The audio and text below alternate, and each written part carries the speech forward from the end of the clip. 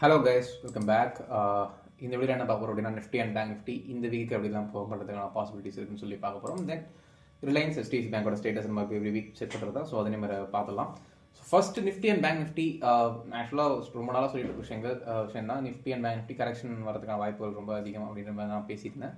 போன வீக்கும் double top mark கொடுத்துருச்சு. நெக்ஸ்ட் நம்மளுக்கு செல்லிங் வரதுக்கான வாய்ப்பு அப்படின்னு தான் பேசியிருந்தோம். ஸோ இந்த வீக் வந்து ஆல்மோஸ்ட் வந்துட்டு பார்த்தீங்கன்னா 340 பாயிண்ட்ஸ் மாறி நைட்டுக்குள்ள தான் ட்ரேட் ஆயிருக்கு. அண்ட் இந்த வார் டென்ஷனும் போக போக அப்படியே அதிகமாகிட்டே இருக்குது. பட் இப்போதைக்கு மார்க்கெட் சேஃப் ஜோன். எந்த விதத்துலையும் நீங்கள் இப்போ பேனிக் ஆக வேண்டாம். மார்க்கெட்டை பொறுத்தளவு இந்த வாரோட ஏதாவது விஷயத்தில் ஏதாவது விதங்களில் ஸ்டாப் ஆகிறதுக்கான வாய்ப்புகள் அதிகமாகவே இருக்குது. நான் அதை தான் வெயிட் பண்ணிட்டு இருக்கேன். அந்த ஒரு அப்டேட் வந்துச்சுன்னா மார்க்கெட் கண்டிப்பாக எந்த ஒரு பெரிய பூம் இருக்கும் இப்போதைக்கு. பட் மார்க்கெட் நெகட்டிவான கண்டிஷனில் இருக்கா, செல்லிங்கில் இருக்கா அப்படின்னு கேட்டிங்கன்னா the answer is no. Market வந்து ஸ்டில் கிளியர் பையில் இருக்குது. இது வந்து ஜஸ்ட் ஒரு கரெக்ஷன் டெய்லியில்.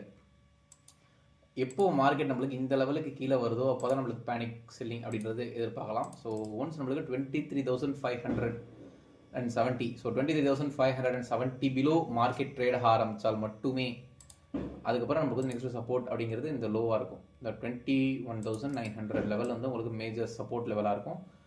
ஸோ நம்ம அதுக்கப்புறம் ஒரு ஃப்ரீ ஃபால் கிட்டத்தட்ட நம்மளுக்கு ஆல்மோஸ்ட் வந்துட்டு ஒரு 1700 பாயிண்ட் ஃப்ரீ ஃபால் இருக்கும். பட் அபவ் 23,500 மார்க்கெட் சேஃப், எந்த விதத்துலையும் பேனிக் ஆக வேண்டாம். பட் அதே சமயம் இன்னொன்று தெரிஞ்சுங்க, மந்த்லியில் நம்மளுக்கு மார்க்கெட் நல்ல ஒரு ரெக்கவரி கொடுத்துருக்கு. ஸோ அதனால் ஜஸ்ட் ஒரு ரீட்ரேஸ்மெண்ட்டாக மட்டுமே நீங்கள் இதை பாருங்கள். பெரிய லெவலில் செல்லிங் வரும் அப்படின்ட்டு எதிர்பார்க்க வேண்டாம். ஏன்னா 38% ரீட்ரேஸ்மெண்ட் தான் நான் அந்த 23,570 எதிர்பார்க்குறேன். வந்துட்டு திரும்பறதுக்கான வாய்ப்புகள் ரொம்பவே அதிகம். அதனால் இன்வெஸ்ட்மெண்ட் பண்ணுறதுக்கு ஃபோக்கஸ் பண்ணுங்கள். இந்த வீக்கில் அப்கமிங் 3 டேஸ்லேயே ஃபஸ்ட்டு ஒரு 3 டேஸ்லேயே நம்மளுக்கு நல்ல ஒரு ரிவர்சல் கிடைக்கிறதுக்கான சான்சஸ் இருக்குது. கிடச்சிது அப்படின்னா நான் அப்டேட் பண்ணுறேன் இன்னொரு வீடியோவில். நீங்கள் இன்வெஸ்ட்மெண்ட் பண்ண ஸ்டார்ட் பண்ணுங்கள். இந்த ஆப்பர்ச்சுனிட்டி மிஸ் பண்ண வேண்டாம். இந்த ஃபாலோ பார்த்துட்டு இன்னும் மாறிட்டு இறங்க வெயிட் பண்ணாதீங்க. ஓகே. தென் பேங்க் நிஃப்டி. பேங்க் நிஃப்டி பார்த்தீங்கன்னா உங்களுக்கு கிளியராக மந்த்லியில் இப்போ சப்போர்ட் பார்த்தீங்கன்னா 52,995 இருக்குது மந்த்லி சப்போர்ட். ஆக்சுவலாக இதுக்கு முன்னாடி நான் வந்து இந்த லெவல் வரைக்கும் தான் எதிர்பார்த்தேன். போன வீடியோவில் பார்த்தீங்கன்னா நான் இந்த லெவல் வரைக்கும் தான் சொல்லியிருப்பேன், கரெக்ஷன் எக்ஸ்பெக்டட் லெவல் அப்படின்றது. ஸோ இப்போ வந்துட்டு பார்த்தீங்கன்னா மார்க்கெட் ட்ரெலி வந்துட்டு பார்த்தீங்கன்னா அந்த ட்ரெல்லைன் பிரேக் ஆனதுக்கப்புறம் மாறி நல்ல ஒரு பெரிய மொமெண்டம் மார்க்கெட் போயிட்டு இருக்கப்போ இப்போ ஒன்று நம்மளுக்கு ரெண்டு பாசிபிலிட்டிஸ் தான். ஒன்று மார்க்கெட் இந்த 53,600 கிட்டே பவுன்ஸ் பேக் ஆகலாம். இந்த லெவலில் பவுன்ஸ் பேக் ஆகிறதுக்கான வாய்ப்புகள் இருக்குது. பட் இது வந்து கொஞ்சம் கம்மி தான் இந்த ப்ராபபிலிட்டி அப்படிங்கிறது. ஏன்னா மார்க்கெட் இந்த இடத்துல வீக்லியில் செல்லிங் ப்ரெஷர் நல்லா தெரியறதுனால என்னோட எக்ஸ்பெக்டேஷன் அதாவது இந்த லோ டு ஹை நீங்கள் மார்க் பண்ணீங்க அப்படின்னா இந்த 50% ரீட்ரேஸ்மெண்ட் இருக்குல்ல, 52,600 இந்த ரேஞ்ச் வரைக்கும் வந்துட்டு, அதாவது இந்த ட்ரெண்ட் லைனை ரீடெஸ்ட் பண்ணிட்டு மார்க்கெட் திரும்புறதுக்கான வாய்ப்புகள் தான் இருக்கும்னு நான் எதிர்பார்க்குறேன். ஸோ போனதுக்கு ஒரு ரீட்ரேஸ்மெண்ட் கொடுத்துட்டு மார்க்கெட் இந்த இடத்துல பம்ப் ஆகும் அப்படின்றது என்னோட ப்ரெடிக்ஷனாக இருக்குது பேங்க் நிஃப்டியை பொறுத்தவரை. ஸோ ஏன்னா மார்க்கெட் வந்து வீக்லியே செல்லிங் ப்ரெஷர் ரொம்ப ஸ்ட்ராங்காக இருக்கிறதுனால. பட் 53,600 கீழே வரும்போது நம்ம அனதர் 1,000 பாயிண்ட்ஸ் பேங்க் நிஃப்டியில் ஃபால் எதிர்பார்க்கலாம். வாய்ப்புகள் ரொம்ப ரொம்ப அதிகம். பட் இதையும் சொல்கிறேன், பேங்க் நிஃப்டியும் செல்லிங் அப்புறம் டெஃபினட்டாக கிடையாது. கிளியராக மார்க்கெட் பையில் தான் இருக்குது. பேனிக் ஆகிறதுக்கான அவசியம் இல்லை. ஸோ எப்போ செல்லிங் அப்படின்னா பேங்க் நிஃப்டி பிலோ 52,600க்கு கீழே போயிட்டு மார்க்கெட் ட்ரேட் ஆகும்போது மட்டும்தான் நம்மளுக்கு free fall zone.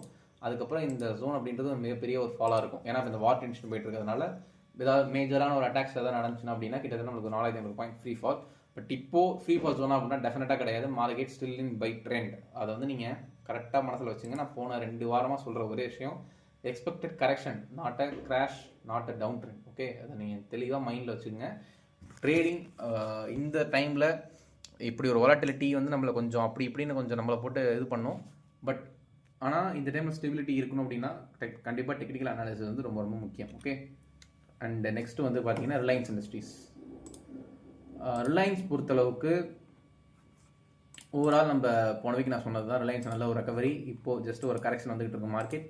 Next support லெவல்ஸ்னு பார்த்தீங்கன்னா இந்த லெவல்ஸ் என்னை பொறுத்தளவுக்கு ரிலையன்ஸ் திரும்பியும் 1,300 ரீடெஸ்ட் பண்ணணும்னு நினைக்கிறேன். ஸோ 1,300 ரீடெஸ்ட் பண்ணிவிட்டு இங்கேருந்து பம்ப் கொடுக்கும் அப்படின்னு நான் எதிர்பார்க்குறேன்.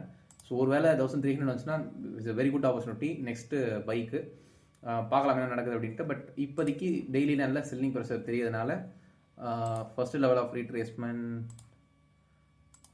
ரீட்ரேஸ்மெண்ட் உங்களுக்கு 1318 இருக்குது. ஸோ இந்த 1318 to 1300 இந்த ரேஞ்சுக்குள்ளே நம்மளுக்கு ஒரு ரிவர்சல் கண்டிப்பாக ரிலையன்ஸில் எதிர்பார்க்கலாம். ஸோ அதனால் மேஜராக நீங்கள் ரிலையன்ஸில் பையிங்லேயே இருங்க, செல்லிங்கில் போக வேண்டாம். கண்டிப்பாக நம்மளுக்கு ரிவர்சல் எக்ஸ்பெக்டேஷன் ரொம்ப ரொம்ப அதிகமாக இருக்குது ரிலையன்ஸ் வரதுக்கு. And long term it's very good bye, miss பண்ணிட வேண்டாம். And next HDFC bank. HDFC bank okay yeah HDFC bank நான் கொடுத்த லெவல் 1877 தான் நான் எக்ஸ்பெக்ட் பண்ணிட்டு இருக்கேன். ஸோ 1877 நெருங்கிட்டு மார்க்கெட் இந்த வீக் கண்டிப்பாக இந்த நான் கொடுத்த லெவல்ஸ் எல்லாத்தையும் டச் பண்ணிவிட்டு மார்க்கெட் பவுன்ஸ் பேக் ஆகும்னு நான் எதிர்பார்க்குறேன். கண்டிப்பாக ஹோப் இந்த வீக்கெண்டில் நல்ல ஒரு பாசிட்டிவ் நியூஸ் கிடைக்கும்னு நினைக்கிறேன். பிகாஸ் வார் வந்து ஒரு முடிவு இல்லை, அது ஒரு மிகப்பெரிய ஒரு அழிவுக்கான ஆரம்பம். ஸோ அதனால் அது நடக்கக்கூடாதுன்னு நான் நினைக்கிறேன்.